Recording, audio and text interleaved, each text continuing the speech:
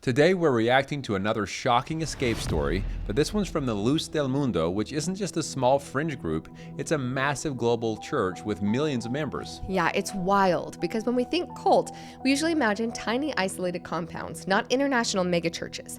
So what does make something a cult? Is it the leader, the doctrine, or can a church seem mostly good while hiding real abuse behind the scenes?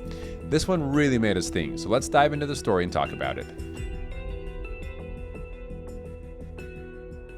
Welcome back, everyone. My name is Sam. And I'm Melissa. I was raised in a family with 4 moms and 35 kids. We were members of the FLDS Church, which is a polygamous group run by their prophet Warren Jeffs, who is now serving a life sentence in prison. I was raised mainstream LDS in Utah. Sam and I have been married for 10 years and have 2 awesome kiddos. Yes, we do.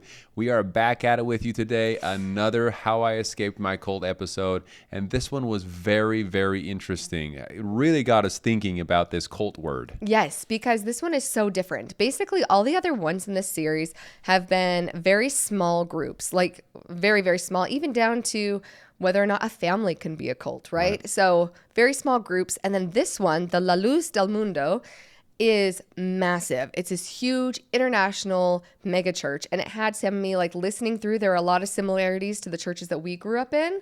And then it also made us think, like, I consider what I grew up in a church, right? And then what's the difference between a church and a cult, and why certain words, like the word cult to begin with, gets so many different people have so many different definitions. So we just kind of wanted to break down our thoughts on, in particular, this episode, and then what we kind of think of when we think of the word cult versus a church, and kind of maybe where this one lands, and whether or not I really think this church was a cult. Exactly. This whole episode is through the eyes of this young girl at the time, Alethea, and kind of what it was like for her. She grew up in this church, and her parents were very, very strong believers in it. Her upbringing kind of reminded me of mine in the sense that this is what she was taught. This is what her parents believed. There was no reason for her to doubt it. It made perfect sense. In her eyes growing up at first, it didn't seem like a cult at all. I mean, she didn't see things as a very young girl growing up that would make her question anything that the leaders were saying. And that's how it was for me as well.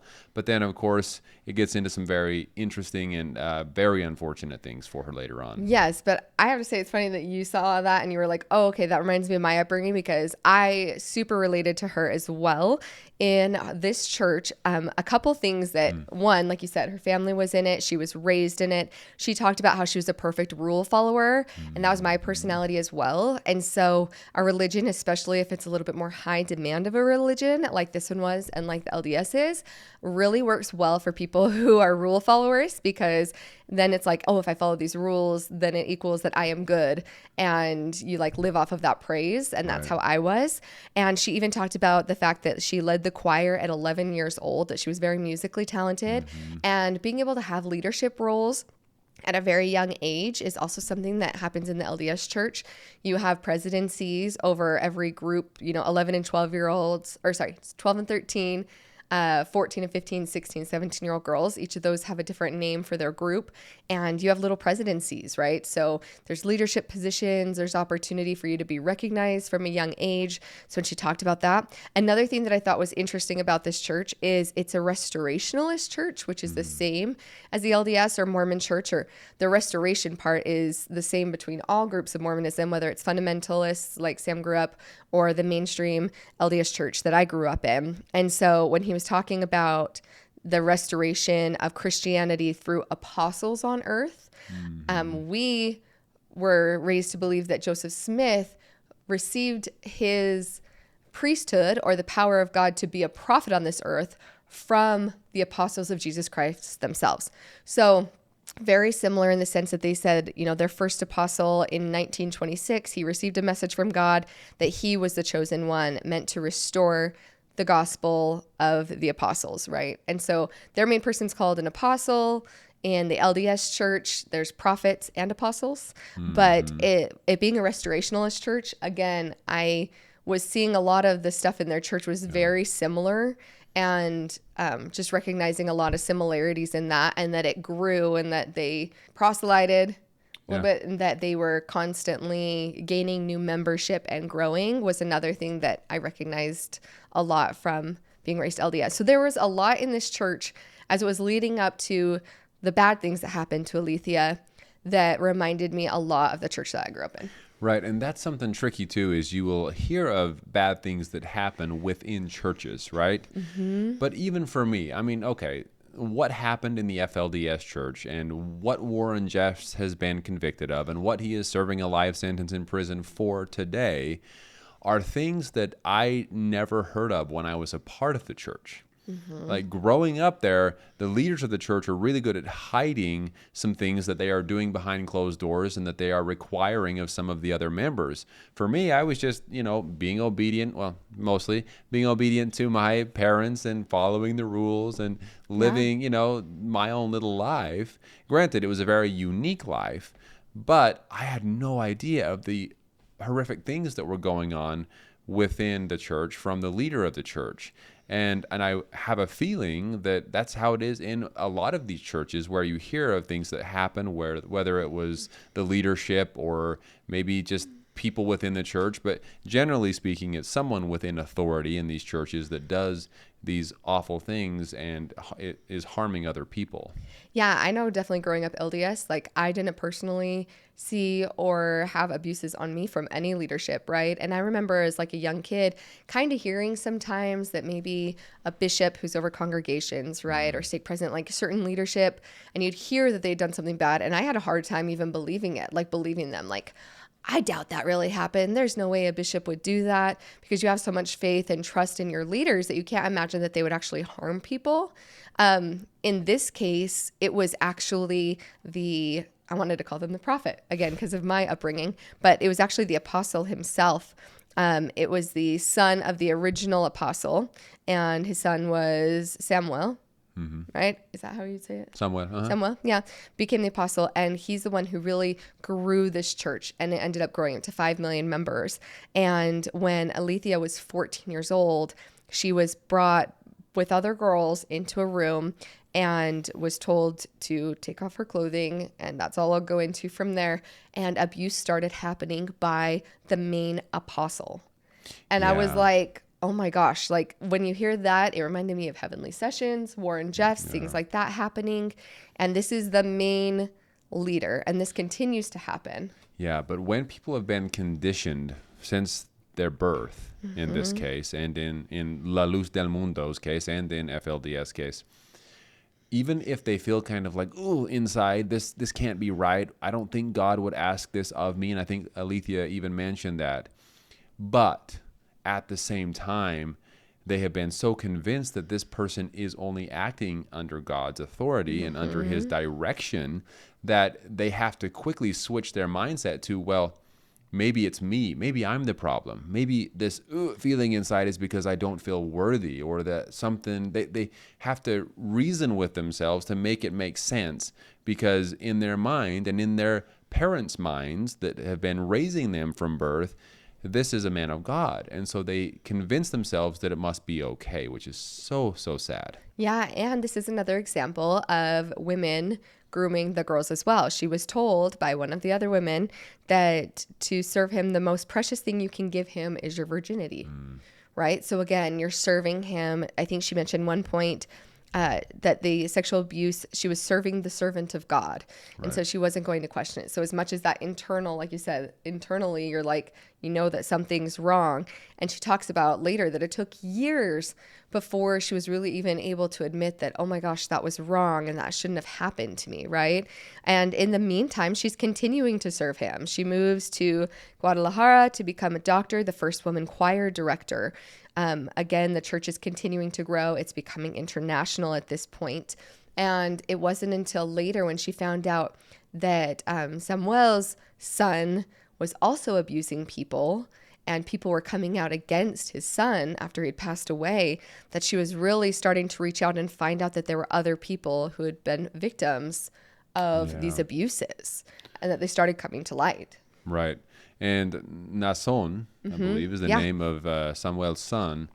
And not too long after all of this and all of the abuse that happened to Alethea and many other people as well, that just went along with it because it's what the servant of God is saying.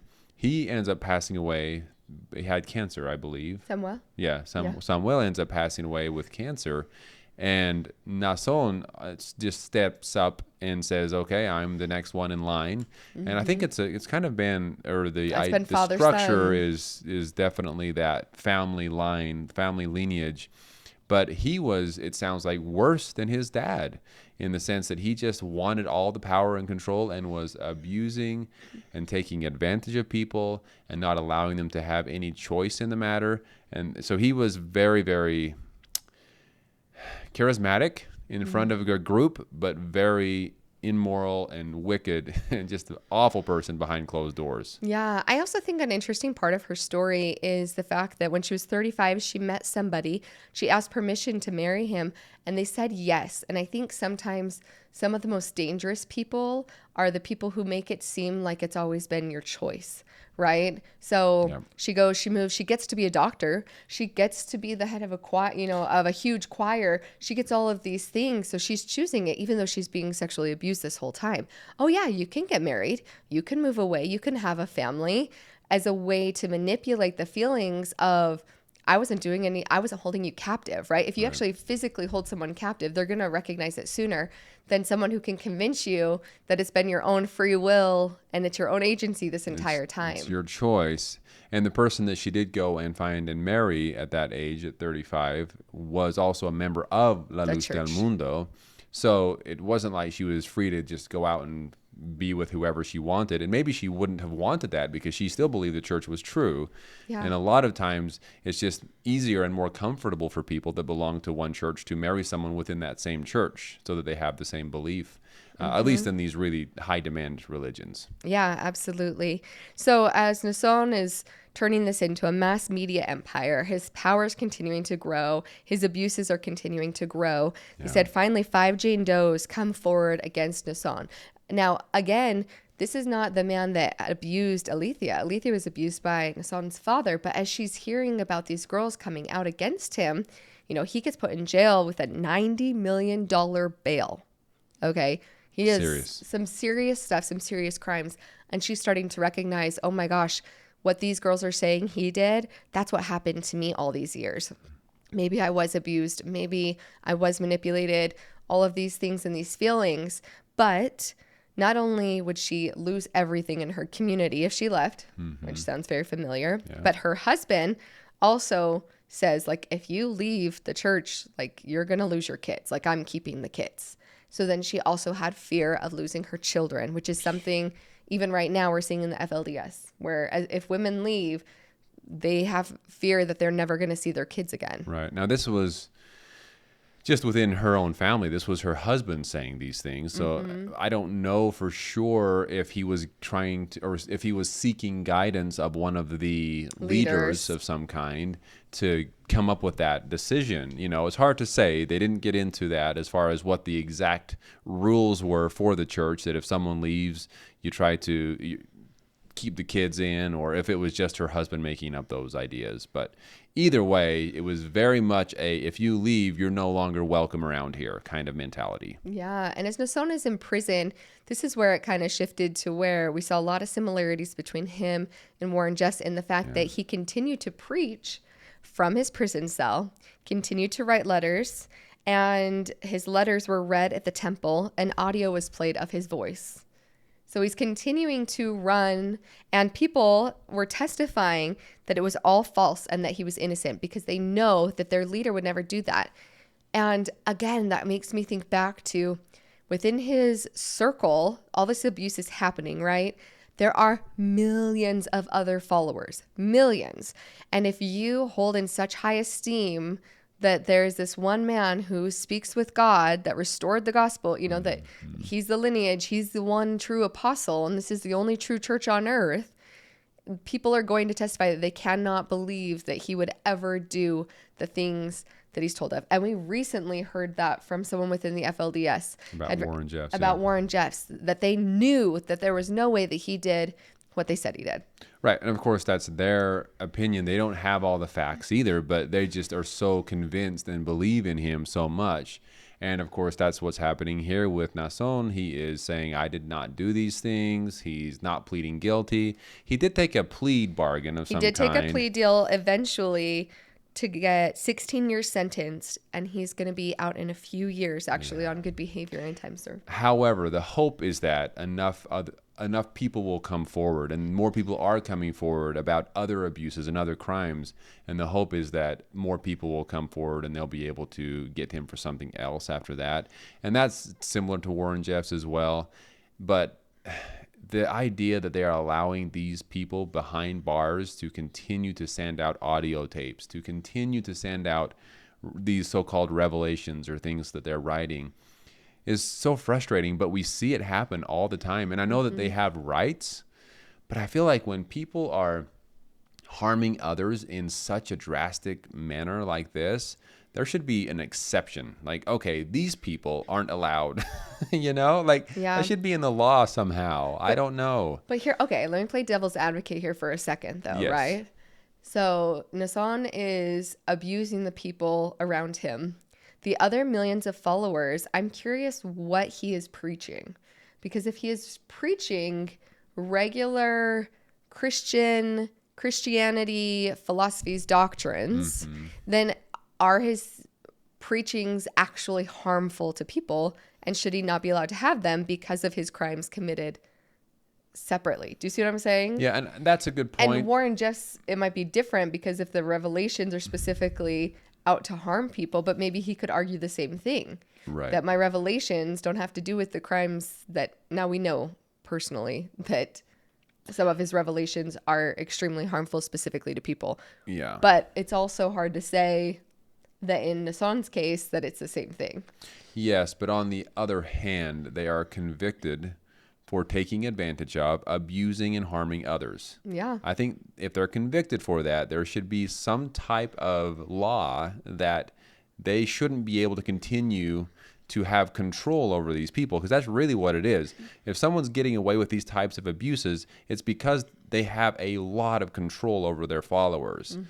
Or it wouldn't be happening. They wouldn't allow, people wouldn't just go along with it. So they have all this control, meaning that they can say whatever they want to say and people will believe them. Yeah. That's the scary part. Which is the dangerous part. That's very, very dangerous. And we've seen this in other groups and cults, the LeBaron group, where they actually created a hit list, and their leader that was in prison was actually forcing his followers to go and kill people, because that's what he wrote in his book. He created a hit list. So just to give an idea of the power they can have behind bars, right? Yeah. Very, very scary. Very scary. But that leads kind of, and again, I agree with you, by the way. Just playing the other side here. It's a good point. It's a good point. This did just, like, watching this whole episode, though, really did just make me think a little bit more of, like, what is the difference between something being a cult and something being a church? Because all churches are going to have leadership. And so then Sam and I were talking about, okay, so is it if the leader is abusive? If the leader has done evil things? Because I know with the frame of mind that I grew up in, if a church leader around me had abused somebody or hurt someone, because this has definitely happened. I think almost every single church has had, whether it's the Catholics and priests or whether it's Mormons and bishops, there's leadership who ends up hurting people, and people say, well, that is just a man. It's not a reflection of the church or the doctrine or the gospel, is what I was always told. And so in this case, like the entire time I'm watching this and I'm really like relating to kind of how a lot of their things in their churches are and how the church that I grew up in was. And I was like, and I would never consider the church I grew up in to be a cult. And then I thought, okay, well, if there's abuses from people in leadership, how high up would that have to go to consider it a cult? And would there still be an excuse? Like if tomorrow, if the leader of the LDS church, the prophet, if we found out that he had sexually abused somebody, would there still be a lot of members of the church that would say he failed as a man, which means he can't be the prophet anymore, but that doesn't change the truthfulness of the church? Has the organization become bigger than its leader at this point? That's a good way to put it. Yeah. And if the organization is bigger than the leader, then can it actually be considered a cult? Or is it the amount of control that leader has to be able to abuse his power to begin with? Yeah. And I also think it comes down to that exact word, control. If someone has so much control that they can say anything, and the people will say, that doesn't seem right, but because you're talking for God, I'm going to do it anyway. Right? I think that is key, because like Warren Jeffs, I know that he was requiring things of people that they did not like and they did not want to do, but because of the fear of God, as they thought, that they went along with it. They gave up their families. Some people were driven all the way to suicide because of how awful the things were that were required of them. So when there's that kind of control over someone's life, that's what I would consider a cult. Okay, but then here's another thought. What percentage of the membership would have to follow for it to be a cult? So, for example, let's say Warren Jeffs, right? Let's say right now there's 5,000 members, and if he said, everybody go and unalive yourself. If 500 of them followed, would that be a cult? Even though most of them didn't? Does he have enough power, or would it have to be most people to have something like that happen? Yeah. Same in this church, 5 million followers. If Nasson had tried to convince all 5 million people to do some horrible abuses, what percentage of those people would have said yes? Well, and also, back to the point of, is the organization bigger than the leader? Yeah. But I personally believe that if the leader of a church who is claiming to talk for God and talk with God, if the leader of the church is doing things that are against everything we know to be right in this world, then obviously it's not a true church. Yeah, then you can't be a righteous leader and be great doing evil. Yeah, because if the actual head of it is bad, I'm not saying that the members are bad, but that church, that organization is bad. But then again, I think there would be people who would say that it's not the doctrine, that one person went astray. If it's big enough, I could see that people would do that. So again, if the majority of people say, nope, that was wrong, we're going to disavow this person and move on with someone different. If there's a majority, I know we're talking in circles at this point, but this is the type of things that we're going through my head of like, is it the leader himself? Is it that one person that if that one person ends up being evil, then therefore everything isn't true and the church is no longer true and everyone needs to run because it was a cult all along? Or one more piece to the puzzle here, though. Oh, no. Okay. I don't have any more room for any more pieces. Sorry, no, everyone. Go ahead. This is going longer than we thought.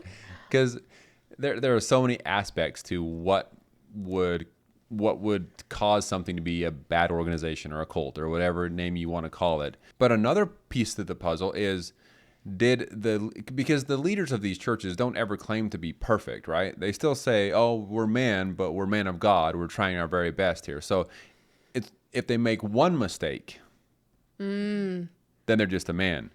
But if they're continuously doing it and doing it on purpose time and time again, then you can no longer say, oh, he's just a man, he made a mistake. No, he's intentionally trying to do evil. Therefore, he's bad. And if the leaders and if the followers of that church continue to believe in them, then they're following a false whatever. An evil person. Evil person, yes. Yeah. Anyway, lots to think about. As far as this was definitely, like I said, for me, was the most thought-provoking of the how I escaped my cult. She did end up being able to leave, by the way. But her talking about how hard it was to leave, how she left her entire community and her family and all of these things, it just was the most thought-provoking because it wasn't so black and white of whether or not the organization as a whole I would consider a cult, or if he was a cult leader to the people that he abused, and the church as an organization could still be considered a church. Yeah. So let us know in the comments what you think. If you've watched this, or even if you haven't, and based on our conversation, do you think that church as a whole is now a cult because the leader was an evil man? Or is your definition of a cult look different than that? Yeah, there are so many ways to look at this. And for any of you that didn't happen to see this and are interested, just to sum it up really quick, Alethea did get a court order to have her kids. So she left the church and still gets her kids. And now she is fighting against the awful things within the church that she knows happened and are probably continuing to happen under their leader. Yeah. Anyway, let us know what you think in the comments. Thank you all so much for watching. Thank you all so much. We look forward to talking with you soon. Talk to y'all soon.